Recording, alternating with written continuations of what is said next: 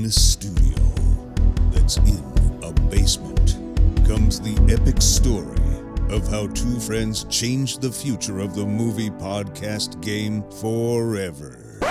The reviews are in. Boys Life magazine gives the High Sci podcast 4.5 acorns. The Daily Bugle says, these guys are super legit. And Pope Francis declares the podcast as life-affirming. From the kid who tried to get smart with David Spade and got fucking old. You're still act.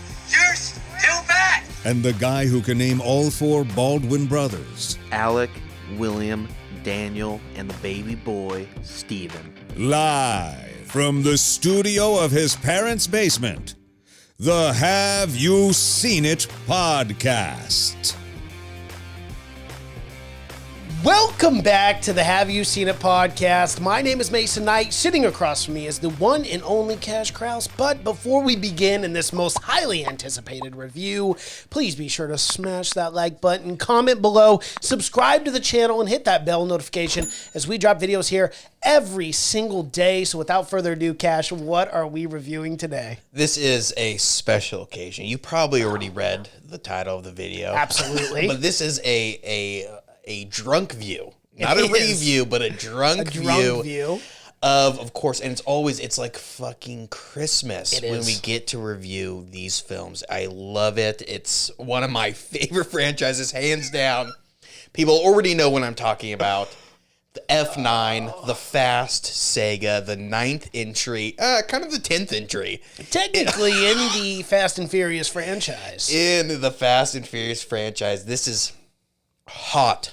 It was just released today. It was. And we are, like tradition, we are having a few sips. It's the only time we drink alcohol on this podcast, but it's the only way we get through the only time I drink alcohol. Yeah. I'm completely sober 364 days out of the year. Wow, that's impressive. But this day, I get hammered. Yeah. It's the only way to get through this franchise. It's the only way to get through this review. And the reviews we've done each and every year on the Fast and Furious franchise. Yes, and usually when these films I feel like come out once a year, right? Mm-hmm. Usually we do one almost every year. I feel like we've done the last 5. But this one was delayed. Remember, they delayed it a year. They did delay this a year, but for some odd reason, it feels like Hobbs and Shaw came out 6 months ago. I think because the so state good. of it is it was so good. It's right. Remember, this is one of our favorite franchises of all time, unquestionably on this podcast. So. I'm just so damn happy. Because this film delivers in every aspect of a Fast and Furious film. It delivers big time. It's got wooden actors, stiff as can be. Stiff as a fucking board. The performances. Top notch, as close to Citizen Kane as you can get for a film making revolutionized filmmaking. This is it, Fast and Furious. The only thing this film probably has going for it in the acting section is it doesn't have The Rock and Vin Diesel in this one. It doesn't. Just so you don't have the two stiffest actors in Hollywood. You only have one of the stiffest actors in Hollywood, which is Vin Diesel, who I cannot tell what emotion he's ever showing. No, I don't know if he's mad, he's sad, he's happy. It all just blends in as one, like, just melting pot of the same person, the same figure. There's nothing going on, and I don't think he can move his eyebrows. I don't think at this point. It's too much. I don't think he can move his eyebrows, but this is... Again, the 9th entry in the main series, and they bring fucking everyone back. Everyone back. Let's remember I'll be clear, the last Fast and Furious, I really hated. Hobbs and Shaw or 8? The Fate of the Furious. Fate of the Furious. Yes, because that film... steaming pile of garbage. That film was trying to be so damn serious. Oh my God. Which you cannot do in a Fast and Furious. One thing the F9 has going for it is they do not take anything serious in this film. And you know what? I actually ended up liking, in all seriousness, I did too. I ended up actually liking this one more. Let's get our compliments out. Let's get our compliments out first. Yes. Because as an overall film, of course, come on, give me a break. The space shit, it's so ridiculous. But they've completely stopped even attempting to explain these things. And I got to be honest, I leaned over to Mary when we were watching this, and those Tyrese Gibson scenes. It's strangely meta. It is meta. It's very odd. It gets kind of odd at some points to where he's like, at this point he is completely, he's like the one sane guy who's like, what's going on here? He's like, wow, what is happening here? Doesn't stop him at all from just tagging along the entire time. Of course not. But at this point, they are just completely like peeling off the layer of this is in reality. And now they're full on cartoon movie. It is. It's full on, but they are, in this one at least, they know that. Exactly. So the Fate of the Furious was so fucking serious. It was lame. It was so lame because they took it so serious. Yeah. But and I'm dead serious here. I'm actually not being sarcastic. I respected this one more. Now, am I a Fast and Furious guy? Absolutely not. I don't like these movies overall. In the acting, as you said, stiff as a fucking board. However, we are not too furious for these films. Yeah, exactly. I love it. But however, I am glad that they didn't take themselves so serious, and I did enjoy those Tyrese Gibson jokes more specifically because he's usually the butt of the. For some reason, they always they pin the comedy elements on him. Like Tyrese Gibson is like a well-known comedian. He's not. He's not a comedian in any aspect. No. But he's always like. I'll be honest. I went back and I watched the 5th Fast and Furious because the 5th one. According to scholars of the Furious franchise. That's the one where they jump the shark. That's the one where these characters stop fearing death. Right. And it's like nothing. They know they can't die. So it's like, they're jumping out of a plane. Unless you actually die in real life. Exactly. That's the only way. And even then, you're still alive in the franchise. So that's the one where it's like they have so much plot armor that they can't. So the 5th one is the jumping of the shark. And to be honest, that is where they become the funnest. I mean, because they are a completely different series after 5. Right. They're just no one stopping a train or jumping out of a plane or submarine. There is no thought at all of, oh my God, I could die. It's just running head into the burning building, knowing that their character's in a movie. And you would figure by now that because I went to the fanboy event. I went Thursday night to this film, so every fucking dick hard fan is like, you always know a Fast and Furious fan because they're like the poor man's Vin Diesel. They're out of weight bald guys. That's almost verbatim. You're right, but they're overweight, but they're super stoked. Bald, always bald. They find every joke funny in the film too, and I'm just like, I had a few of those for sure. Oh my God.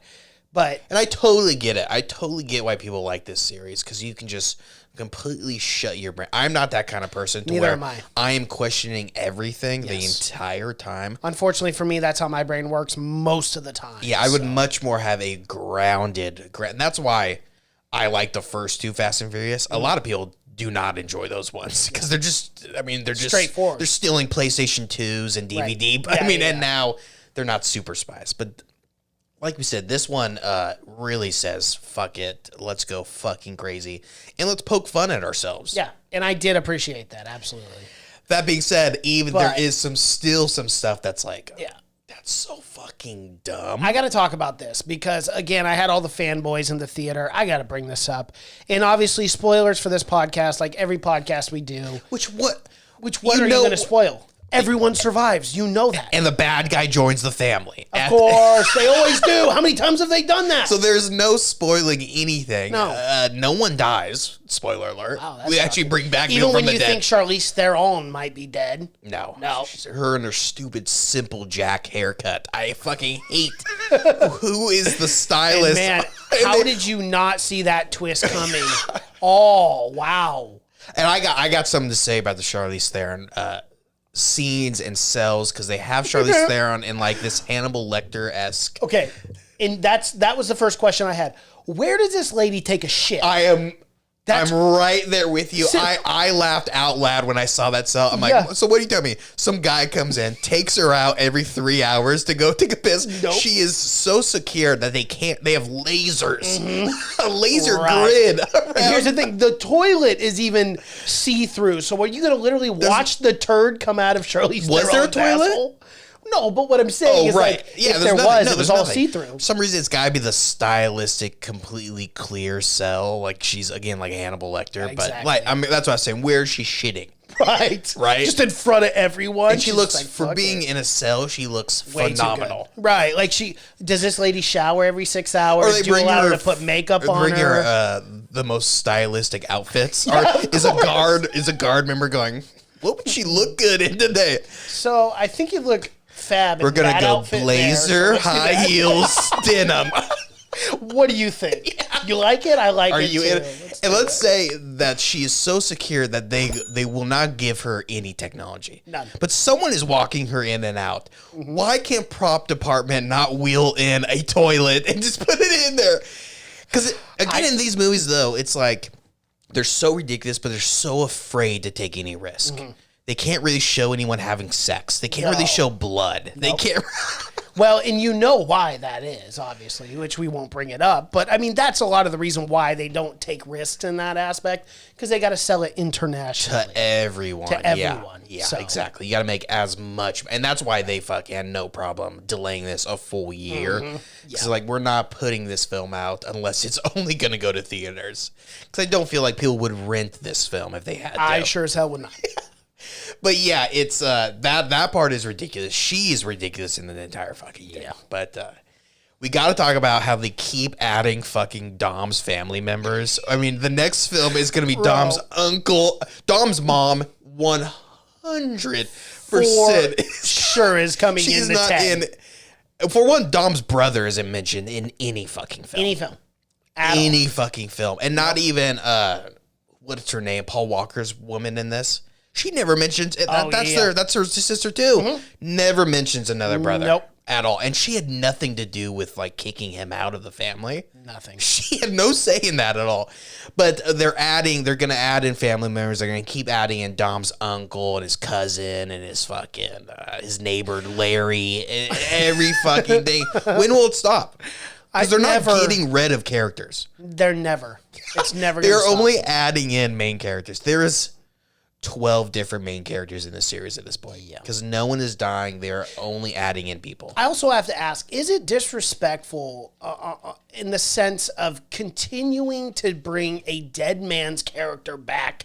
The end of this film, I could not fucking believe it. I go, is that fucking Brian's car that pulled up to the family? So is that what happens? I didn't see the very end. No, it's not the end credit scene. It's the end of the film. Yeah, I didn't even see that part. Yeah, I know they will Brian's not. car drove up. I'm like, dude, this guy's been dead for 5 films now. Well, and even in the writing, they're like really making sure you know he's Brian, Paul Walker. Remember Paul Walker? Because in this film, it's just the dialogue is just cringe-inducing. On the nose, but yeah, it's so. At one point there, because Dom's got a kid, and his name's Brian. Of course. They got to let you know. Even though Brian is not dead in this, they still name their kid after him. Remember, if you do not support the film, then you no longer support Paul Walker. Yeah. Remember, great marketing. So they, at the very start, I'll get into the whole fucking thing. At the very start, it's Tom and Michelle Rodriguez's character. What's her name in the movie again? I don't know Lenny. What her name is Lenny. Okay. They're living on some fucking farm out in hiding. They got a kid. It's not Lenny's kid, remember? It's some other chick's who's dead. Who's dead? No longer with us. And we gotta make it clear, we are not big fans of the franchise, so I don't know a lot about the kid, the relationship. No, of course. But they just fucking leave the kid. Like, out of fucking nowhere. Well, remember, they said, well, he's in great hands. He's with Brian. No, they go, this is the writing I'm talking about. They go, he's with the best babysitter in the world. And then Michelle Rodriguez's character yells, Brian! Yes, we get it. We are not children. We can connect. We can connect the simplest of dots in this franchise. He's not even talking to Michelle Rodriguez. Who are the biggest fans? Yeah, people who are not the sharpest tools in the shed. But these big fans should all people should know. Right. Connect the dots. If Obviously, you're this emotionally invested into a franchise like this, you should be able to connect simplistic dots. Brian, yeah, we got. Oh, really? Thanks. Are you here for somebody? Are you? Did you miss out on the last 10 minutes of conversation? We're not even talking to you, but like stuff like that. It's like let's make it clear. people don't die in this franchise. Because that is what this franchise is all about. It's about good vibes. And don't forget, Vin Diesel is at the head of this. Yes. He is a producer. This is his film at this point, and he wants to make sure that this film is just like a summer barbecue at your family's house. There's no... It really does. Only in a bad world do people die. And of course. In a good vibe land, people live fucking forever. They do. Look, you can get riddled with bullets and then come out of it alive. I mean, they even brought the one guy back who was dead in like... Han.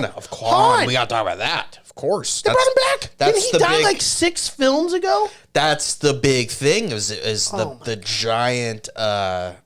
The giant... Mr. Nobody brought him back. The giant internet movement, though, of hashtag Save Han. There was a big movement of bringing him back at some point. Of course they're going to answer. They're doing the Star Wars thing here. So the classics But they do bring him back, and they don't really explain. They don't explain shit. They say, magic trick.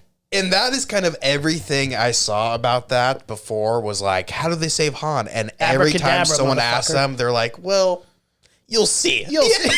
No one wanted to say, because you know this writing, they're not clever enough to come up with an idea to actually save Han. And it was literally like, yeah, he's back because we faked it. We got 3 years to write this fucker. You can't wrap your head around, you can't figure out a clever way to. Of course, he did die in an explosion, which is not only that, but it's an explosion surrounded by people. You know what, dude? You know what? Fast and Furious 12.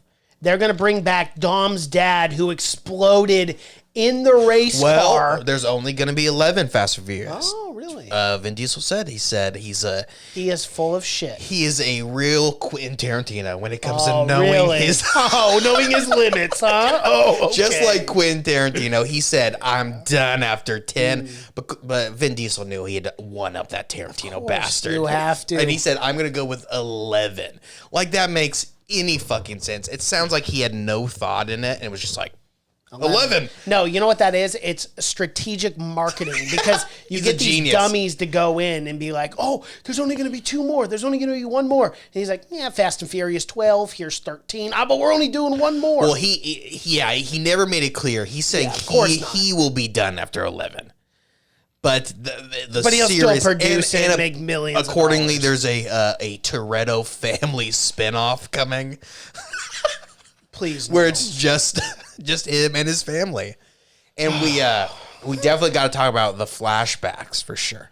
A lot of them. A lot of flashbacks. Something I respect though is they got actors to play the younger people. They did. I couldn't believe. I thought for sure it would be de-aging CGI. Yeah, that's what I thought too. I thought for sure, but the actors they hired make no fucking sense. Well, but the performances are really good from John Cena's young. But Dom's younger guy is like looks nothing like him. 4 inches taller than Vin Diesel. And then when they're matched up together, when they're both young, he's way taller than him. John Cena is taller than Vin Diesel, but his younger version, who is an adult, they're not kids. No. He's a 20-some-year-old man. 10 inches shorter. So you're telling me in the 6 years ago, he grew 6 inches in his mid-20s. Right. No, I definitely couldn't get another that. guy. Yeah, no. That are but they made it. It's almost like Vin Diesel was in the casting room. It was like, oh, that's the guy. Well, like Vin, he's 6'2" and you're 5'9". It's not going to work. He says, no. I'm 6'2". I'm 6'2". I'm 6'2". And John is 5'9". And it doesn't make any fucking sense. It doesn't. And you know the whole time Vin is he's wearing lifts. He's doing everything he can. Because John Cena is just naturally much taller than him. Yes. But the younger guys, they made no fucking sense. None. Whatsoever. But the actors are real. I thought the actors did a good job, and I really like the one kid who played John Cena's younger self. He's in Peaky Blinders, and he's a very good actor. And let's talk about that as well. The ethnicity to these characters is head scratching. They didn't line up. There up. is a line in this film that is one of the weirdest fucking films, and it's Charlize Theron delivers it. And it's like the only thing they fucking explain in this film is like the bloodlines of, because at one point she says to John Cena, because John Cena clearly white, Right, of course. Vin Diesel, no one really knows, Cuban maybe.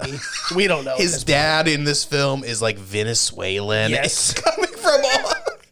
But it's so fucking weird because of all the shit you're not gonna explain, you're gonna explain like Charlize Theron. She has this line where she meets John Cena and she goes, "Your chin is real recognizable."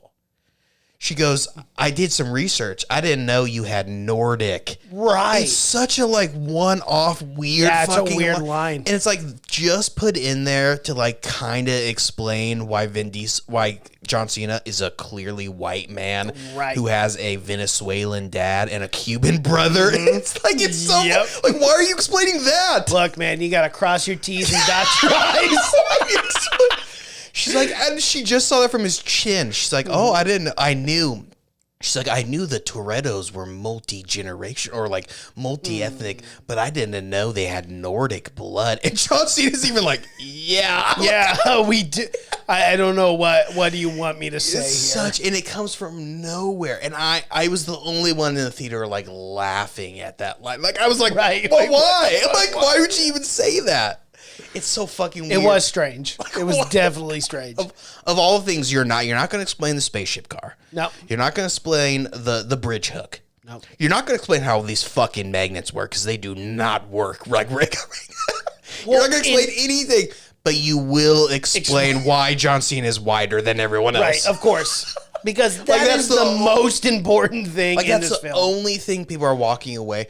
Like, they did test screenings, and we're like, people fucking love the film. But no one could figure out why the fuck John Cena is white. No one could. It's fucking ridiculous. Yeah, it's pretty ridiculous. I can't believe that line was not, of all the scenes that were not cut. Yeah. It's so. But hey, I mean, you got to do what you got to do, right? I don't get why you already have like one of the most diverse casts of any franchise in any. I don't get why you have to explain why someone's white. Yeah, we don't fucking know. It's less vague. Maybe he's just he's like a whiter Cuban. As you said, out of all the franchises, it's like you guys don't explain anything. You don't have to explain this shit to me. Like, let's just move on with the story. Like, I would rather have you explain to me space cars than why some guy's a little wider than someone else. I guess it was such like a glaring, like John Cena is like, we can't get over this. That John Cena, the dude's got a massive fucking forehead. Okay. He's very clearly like a Midwestern boy. Like he's very clearly not. He's the least ethnic person you could get probably, but they just had to explain it, and for some reason, Charlize Theron's character has to deliver that line. It's so fucking weird. But yeah, it's John Cena playing Jacob Toretto, who's and what a story arc he had. Grows 8 inches over a summer. He did, yeah. Good for him. He hit that growing. He must have been on a cycle of steroids that you would not fucking believe. Because not only did his bone structure change, but he grew 8 inches. Of course he took roids, but no, he's all natural. The good old American boy, John Cena. No, we got to talk about this. The Tokyo Drift cast was in this film. Yes, it was Lucas Black. Yeah. Well, they put everyone in it. Bow Wow is Bow Wow in it? I can't even remember. Is it what? Tokyo Drift. He's in Tokyo Drift. Wow. Yeah. That's the Tokyo Drift crew. That's all 3 of them, huh? Yeah. That kind of makes sense to me. Yeah. I don't know why you have to have them in this film. Just say, other than the fact that there's only 12 people in this entire universe that knows anything about cars, and you have to keep going back to the same people. Because now the Tokyo Drift guys are going from drifting to space. Rockets? Yeah. Shooting into space. Where were they in Copenhagen? They were somewhere weird. I don't know. It was Germany. Some random country. They're not paying scientists. No. They are paying 3 guys who went from drifting cars in Tokyo to blasting a Pontiac Fiera. Faster than a jet, which then exploded. But somehow they were able to get that bitch into space. No problem. And they're giving government funding for this. Mm-hmm. Like the Copenhagen government's like, we gotta get a Pontiac Fiera in the sky this year, or we are fucked. And you gotta bring the best guys in the business. Of course. And it's the Tokyo Drift crew. That's for sure. Bow Wow looks so different. Thick. He is thick. I mean, I appreciate it. You get later in life, as I do. You get thicker. It's fun. But yeah, he was definitely different looking. Well, this film is just chock full of fucking cameos. It is. They hired every old white actor in the business for these fucking cameos. But we got to talk about this. The two glaring ones that stood out to me. We'll talk about this one first because I cannot wait to talk about the second one. The first one, Cardi B. That one I could care less about. But you know what? I got to be honest. For whatever Cardi B is, I thought her scene... She was in that movie. I thought she actually... She was in that other movie about the strippers or whatever with J-Lo. Oh, really? So she does have... credentials. But I actually thought, if I'm being completely honest, I thought her scene was actually pretty good. I thought she did a good job. I could have done without it. It was so clearly we just got to have a cameo here. Yeah. That could have been anyone, but... However, this cameo stands out, and I fucking loved it. I freaked out, and they give him an epic death. The heavyweight champion of the world, UFC champion of the world, Francis Ngannou was in this film, and it just made I was smiling from ear to ear. I thought when they first showed him, they showed him like 2 seconds. I thought that's his only scene. I thought for sure. Yeah, just the 2 seconds of him going. Yeah, remember he looks over, and then I'm like, he must be a fucking bad actor if they. They cut out everything else. Oh my God, yeah. If they, and MMA fighters, not the greatest string of actors. Not the greatest string of actors, however, he does make a fantastic fighter. Yeah, he does. Well, that's his job. Go check out the Church of MMA podcast, shameless plug. Yeah, but he's in it. He definitely wasn't my favorite cameo, not in a long shot. Oh, it was my favorite. My favorite. I fucking loved it. It made no fucking sense. We could talk about that. Why the fuck is Francis Ngannou wearing a parachute on the ground? Why is he in a car wearing a full parachute? Is he like the mentally handicapped henchman? I don't understand. Oh, I'll bring the parachute today. No, Francis, we've told you 8 times. We're not going in the sky. At home. This is a driving movie. We are not flying. That's a great. I didn't even. How did I not even think? It plays a huge part in his scene. No, it does. It does. And it was so funny, too, because he was He's the only guy wearing this guy. He's the only guy wearing a parachute. I know. He was wailing on this guy in the truck. Han. And he was just taking blows. And me and Mary laughed about it because we looked at each other and went, that dude would be knocked out after one shot from that man. Well, I mean, this guy survived in a car explosion. That's true. Good point. I'm sure he could. I mean, these guys are a couple punches. These guys cannot be killed. So it doesn't surprise me he was taking blows. Not only that, he could have backed up 2 inches because Francis Ngannou was stuck to a leash of his. Why? What the fuck was that about? Yeah, it was a parachute. Oh, that's right. That's right. The parachute. It made it just. Why did he have a parachute on? That's such a great. How did I not ask that? I was laughing out loud when I saw the parachute deploy. I thought, oh my God, he so deserved to die. Of course he deserved to die. He was wearing a parachute. He could have been sucked into a fucking engine or something. So stupid. I feel stupid for not even fucking pointing that out. Oh my God, that's something that But at that point towards the film, that's the third act. Yeah. They threw everything. Physics. Everything is out the window. Nothing matters. Let's talk about physics. Let's talk about the magnets. What the fuck? There's no rule about these magnets. No rule. And then how about the massacre in real life of sucking all... Dude. They don't die. No one dies. No one's dying. If I'm at work on a 15-minute break, I sit in my car. Yeah. So you suck me into this motherfucker, and I get ran over. Well, at one scene, John Cena pulls a guy out of his car. He was just sitting on the side of the road doing nothing. Yeah. And So you're massacring people, turning on these magnets, and it's all fun and games. Just head to the barbecue afterwards. People don't die in this film. People are all indestructible. And how about the store, too? All those magnetic things fly at people and no one gets hit. And I know it's dumb to even talk about and think about, but like these magnets, there's no consistency to how they work at all. At one point, they turn the magnets on and everything is glued to the car. Mm-hmm. And then 2 minutes later, they turn the magnets on and things are just flying behind them. Right. And then I think at some point they magnetize other things without being magnets in there. Because I want to say they go up to a truck and then like get away from it, and then things like crash into the truck. Right. There's no magnets in the truck. They like magnetized. Mm-hmm. Yeah. But no explaining to that. How about this? But we are explained to why John C is white as fuck. That chin. Hey, that's important. I'd know that chin anywhere. You know that's what? Nordic ancestry.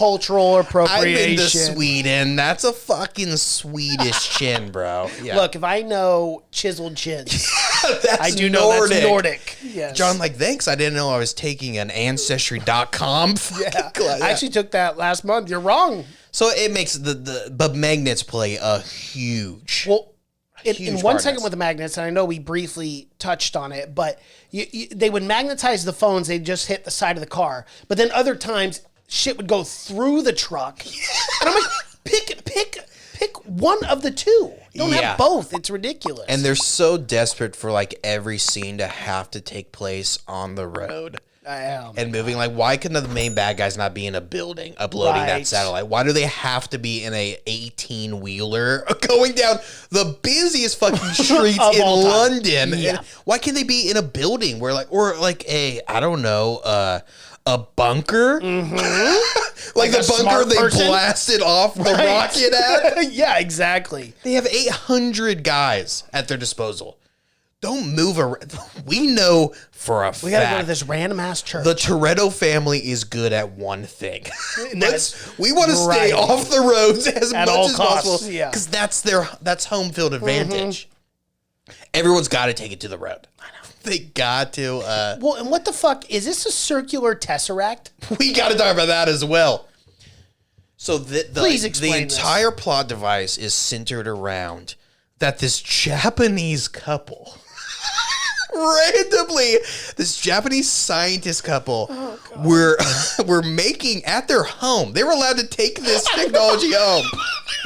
That was the funniest thing. It was not in a lab. They took the shit at home. Yeah. Not in a lab, not somewhere secure and safe, but their own fucking house. They didn't explain that at all. And that kind of drove me crazy. People were like, well, is the Japanese government evil? Are they trying to hire? Because the device is this 2-part device. It's like a globe. You put it together. And it can never just be one part. It's got to be 2 separate parts. It's the simplest thing ever, though. You put it together and you can control weapons. Wow. That's it. No other explaining. No other explaining. Don't need it. That's all I need. And this Japanese couple was randomly working on this at their house. The most powerful weapon in the world. They were working at their home, and I assume they were at a lab, and they're like, look, take it home, figure it out, take a weekend on it. Can I tell you what it is? It's the pandemic, and then during the pandemic, remote working. They were just working from home. They wanted to be safe. For one, respect home, it. Okay? Take it home, figure it out. Yeah. I respect it. Go figure that thing's stolen immediately. It was. Japanese couple murdered. Car blown up. Good thing that little girl forgot her raincoat. That is the most ridiculous story element, I believe, of the entire film. I agree. Is this? I feel like of all the scenes you could have cut out, have one flashback of the reasoning of why this Japanese couple was making this doomsday device. Yes. Why would they not be living in like a castle or something? Or they're living in like the suburbs. Right. But that's the entire premise. And that's what John Cena wants to do. He wants to blow up the world. For some rich little asshole. For what? For all's because he was living in his brother's shadow. Mm-hmm. He wants to nuke the world. Well, look, when you have that sort of anger brewing in your heart, you're willing to do anything. And he is, and again, it was so dumb because he could have just went up to Dami like, look, Dad wanted me to kill him. I mean, I'm not. Why not tell him that right away? Why go through all this turmoil and everything? I didn't just randomly decide to murder our father for no reason. Why are you not asking more questions? Well, why didn't you ask me why I would do such a thing? No, you just jumped to these conclusions that to fuck with it. I'm because he's not. He's not much of a thinker. Not even the fact that he was in prison for years because he beat some guy with a wrench. Killed him. The guy kill him. The guy killed his dad. The guy killed his dad. Yeah. And honestly, the guy was like, he kind of had a reason. I mean, he got pitted and then he pitted him, but because his dad, they ended up finding out later. Had financial problems or some shit. In a weird near-death scene. Okay, we got to talk about that because he became like an oracle to where he could flash back to scenes to where it wasn't scenes that he was remembering. It was scenes he was never in. To begin with. Yeah. He never popped up and be like, yo, you're not going to believe this shit. afterlife is a real thing. I can see shit I could never see before. Now he's got powers. Yeah, no. And you know what's so funny is when he fell dramatically into that water, I'm not fucking kidding you. The guy to my left, there were sniffles. Well, that was his. He was breathing. That was his Gandalf scene. Yes. Run, you fools! Run, you fools! And he pours that Son of a because Vin Diesel fights the Balrog in this. Yeah. It's so funny, bro. Fool of a took. Like, yeah, fool of a took. But literally, he falls into the water, and I'm not fucking kidding. During those flashbacks, the guy was He wasn't full blown crying. I'll give him that. But he was like he really thought Dom was like, dead. Yeah, like you could tell, and I couldn't see him, but based on the sniffles that I heard, his eyes were like welling up, and I'm like, oh my god, bro, this guy. He's like, just do that little breath. It might have been the thing, first like, film he ever seen to not know how these fucking movies. Well, go. that's the thing. I'm like, dude, you're a huge fan of this franchise, like. I get it. You think they're going to kill off their main guy in the second act? Right. For no fucking reason. Like, Vinny's just dead. And that the guy who stars in the film, give me a break. Well, the guy who, let's be honest, has strict contract stipulations that say he can't be punched too many times. He can never lose a fight. Unless it's his brother. And that's something I wanted to bring up. It was very fascinating because I was like, okay, when him and his brother fight, he's going to beat the shit out of him and then that's it. He allowed John Cena to punch him. That's the only way. He can only It was only against a brother. Well, he can only be punched by a main character. Yes. He will not let a henchman. No. Not even that, but he's got in his country, you can't show blood or you can't show that he's been... It's like... Unless it's his brother. I would love to sit down with Vin Diesel and be like, dude, it's acting, guy. Do you not understand like actor. character arc? This is not you. No. You are playing a character outside of yourself. But he's so invested into Dom, he thinks he is Dom. He embodies Dom. He is Dom's essence. Do you remember, him and The Rock feuded, him and Vin Diesel. Oh, remember they had a very highly publicized feud. Think about how much fucking ego is on this set. Oh my god! It's just don't forget The Rock oozing with The Rock ego. and Vin Diesel never filmed scenes together. That's so stupid. Because they could not be in the same. Because what I've always heard was Vin Diesel, who is hard to work with. I've heard he's a real diva. He'll come in late for scenes. He'll stay in his trailer until he gets what he wants. And The Rock, he's not that kind of guy, is what I heard. He's a hard worker, obviously. That's what I've always gathered from The Rock. Very hard worker. But worker. what I heard was The Rock, Vin Diesel brought The Rock in because he's like that. And this was in Fast and Furious 5 is when The Rock is introduced. Mm-hmm. He brought The Rock in thinking this is going to propel this. But The Rock came in fucking jacked to the tits. Mm-hmm. And I guess Vin Diesel was looking a little doughy at the table read. Yeah. And I guess Vin Diesel got fucking pissed that he looked so good. So Vin Diesel went on like a full fucking steroid cycle to beef up for 5. And you can even tell because he has like the forehead growth that you get from hormones. Which is what Cena has. Yeah, very bad. So he went on a full cycle, and I guess it was like his idea to bring The Rock in. But once he came in and figured out that The Rock might take this franchise from him, he fucking hated The Rock. Yeah. And what I hear is everyone likes The Rock. Well, of course. How do you not like The Rock? Look, man, his movies, I'm not the biggest fan of his movies, but he's a lovable guy. Yeah, I respect the hustle, and he's a good human being. I've heard so many great stories of The Rock just doing good things for people. Oh, yeah. That, like, I respect and I love who he is. I'm just not a big fan of the... But the feud is still movies. going on.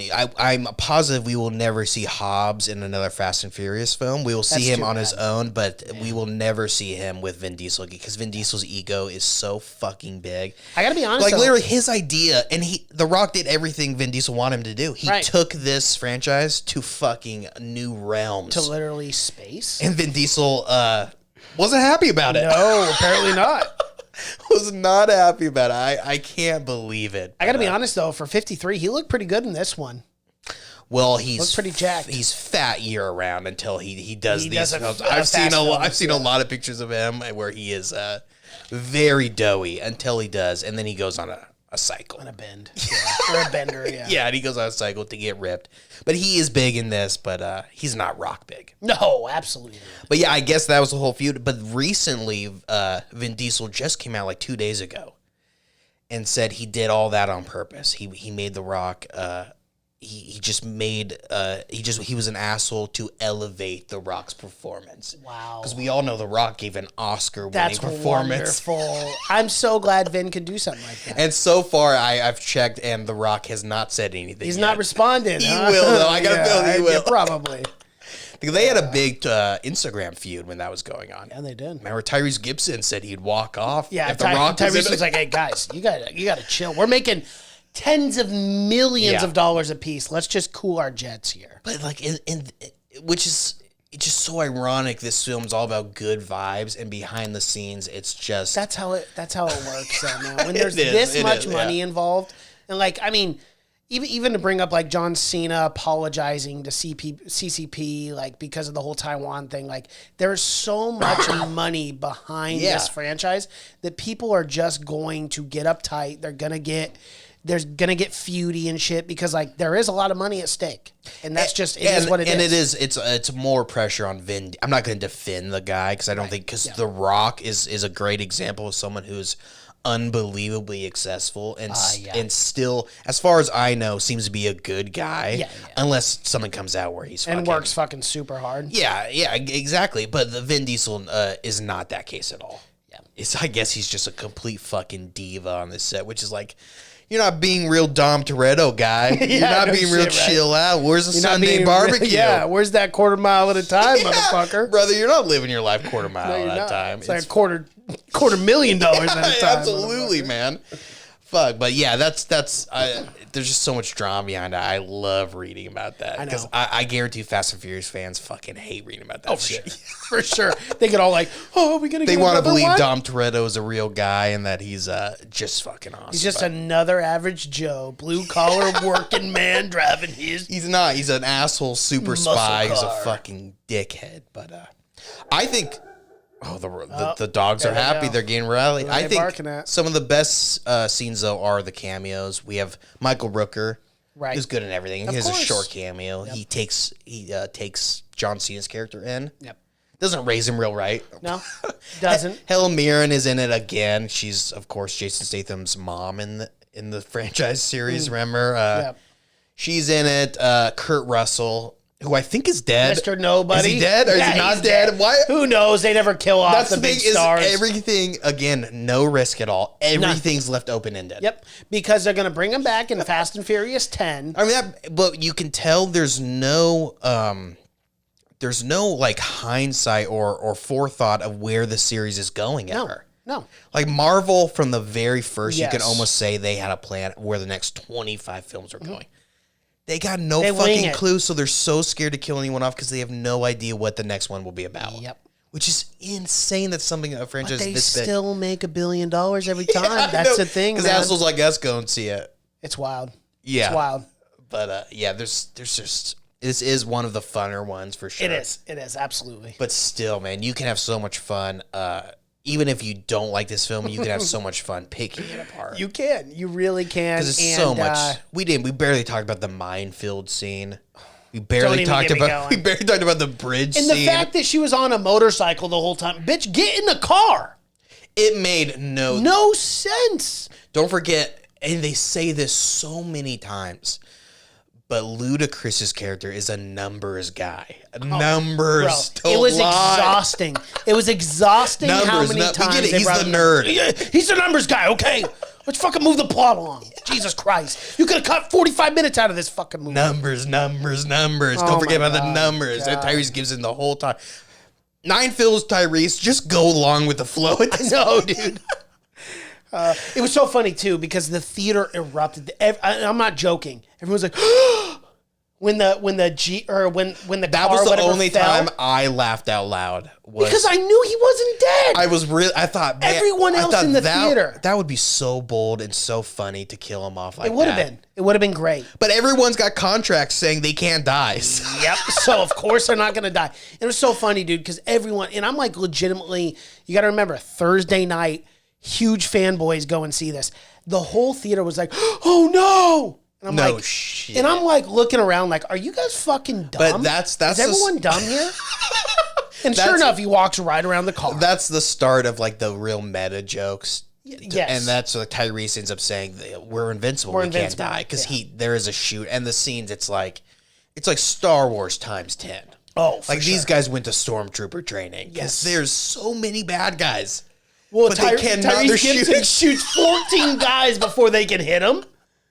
But again, I am glad. I am glad with the franchise. This is why I actually enjoyed this one more than I have like Fate of the Furious, which was awful, is because they leaned into that a lot more. So so at least as far as like a film goes, I respected it more in that aspect. Because like, dude, if they had taken this serious again, I probably would have, I don't know, drove my car off the bridge. Because I just can't do it. Well, you would have been fine if you did. Yeah, I would have. Something crazy would have happened. You would have been fine. Yeah. Because that scene where they drive off the bridge, and it's like, oh my God, dude! How did we not talk about that when yet? Going into it, I thought for sure. I've heard so much about the magnets. I thought for sure there will be a reason to why that works out. And for some reason, wasn't cynical enough. They don't explain that. Okay, they don't explain anything. So this fucking guy. He's going. I was confused about the geographical. I thought they crossed the bridge already. They did a loop or something. Who fucking knows?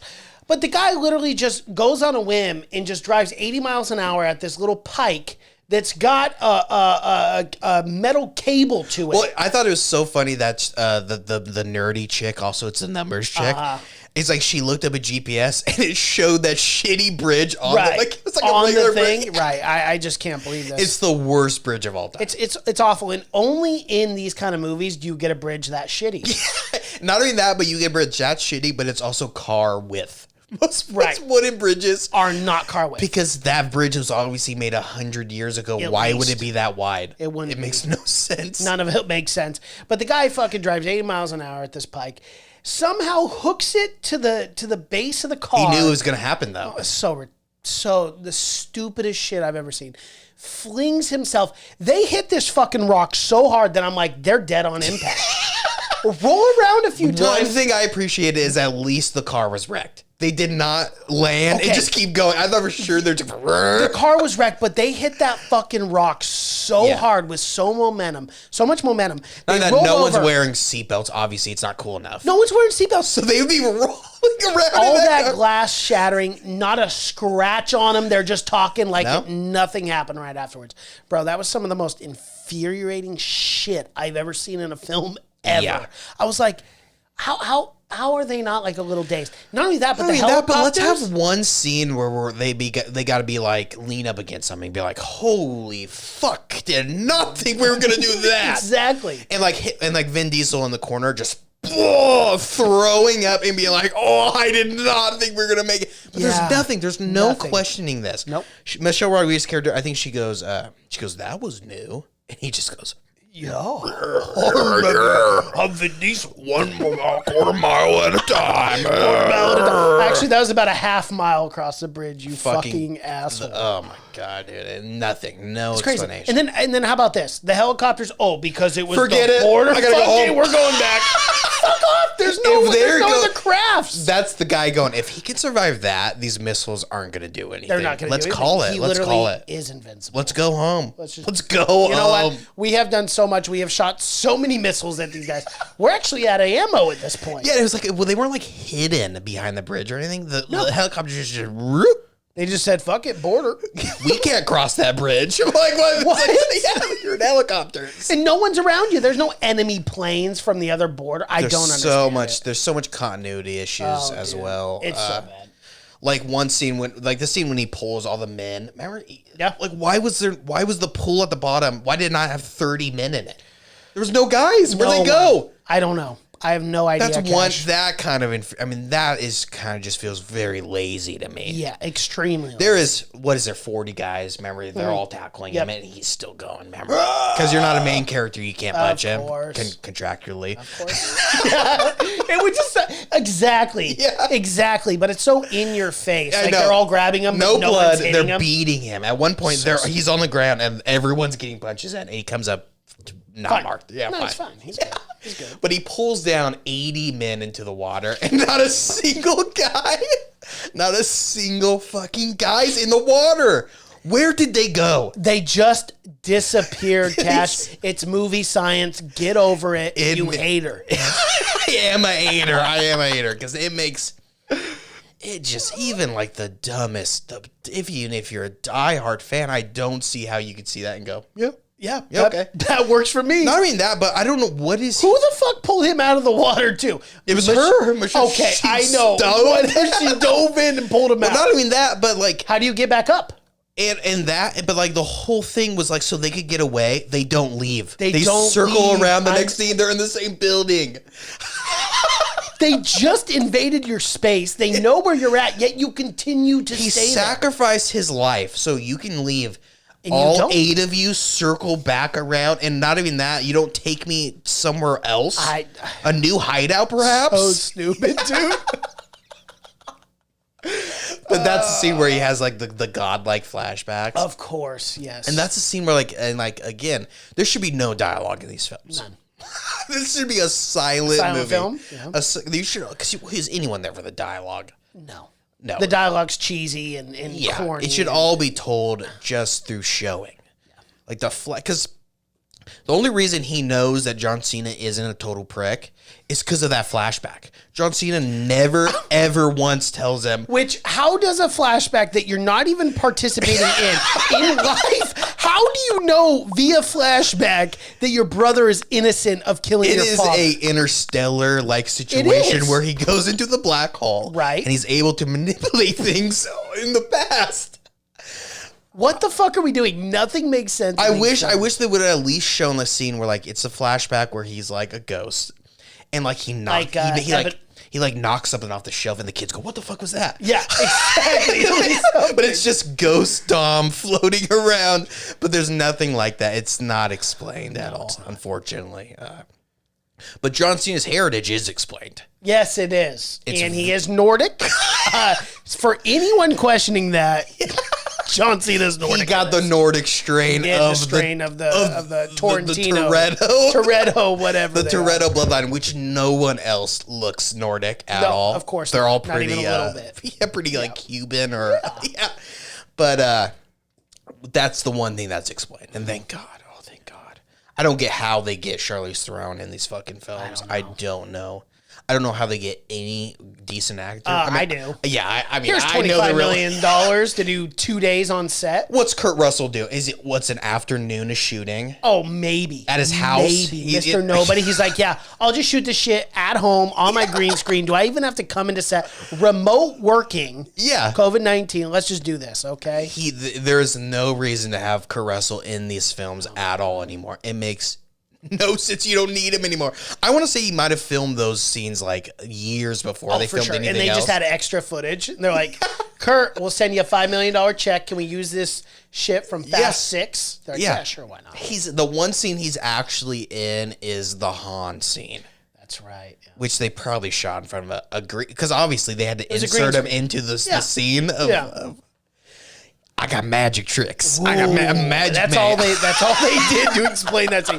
Fucking ridiculous. Han, how did you live? I'm gonna tell you, and it's gonna explain everything. But I'm gonna have the most vague story, a very long story that will bleed into the reason of how I'm alive. And at the end, no one goes, Han, you didn't answer the fucking question, you idiot. They just accept it as is and go, okay, that makes enough sense. That's all it is. I can only imagine Kurt Russell like thinking he was being sneaky, like, okay, like open the door, like sneaking around. Everyone's like, who's that white guy in a suit pulling up Han's burnt corpse? Is that fucking Mr. Nobody? Don't forget, there is a crowd. There's a crowd of that people. scene. Literally, at least 100 people around this car. Nobody saw this asshole leave this car. Not one person. You gotta be fucking Not even that, kidding. Han, not a scratch on him. Not a single one. A car engulfed in flames. Again, common theme. Where's Mr. Nobody to save fucking Daddy Dom? Right. Why did he not pull him out of that car? How about fucking Dom jumping out of the giant semi, going 50 miles an hour, rolling constantly? Well, that we've seen so not many a times. Scratch that on we've him. seen so many times. Not any blood, nothing. What is, I'm going to ask you, what is, in your opinion, what's the muscle tee budget on this? Oh, how much are they spending on muscle tees? I got to go about, over under, I'm going to go about $15,000 to $12,000. on muscle tees. All this asshole does is wear muscle tees. It is so exhausting. When I see this guy, I'm like, bro, why? We get it. We get it, dude. You're a muscular guy. You got jacked. You took a lot of HGH for this shit. But bro, like, you're 55. Get over it. You don't need any more muscle tees. I have to give it to Steven Spielberg, who somehow got acting out of Vin Diesel for Saving Private Ryan. I don't know how he did it. It's the only performance in where a you're very like, short scene, good. and Spielberg very clearly knew he had to kill him off. Oh, for sure. But I don't know how he got any emotion out of him.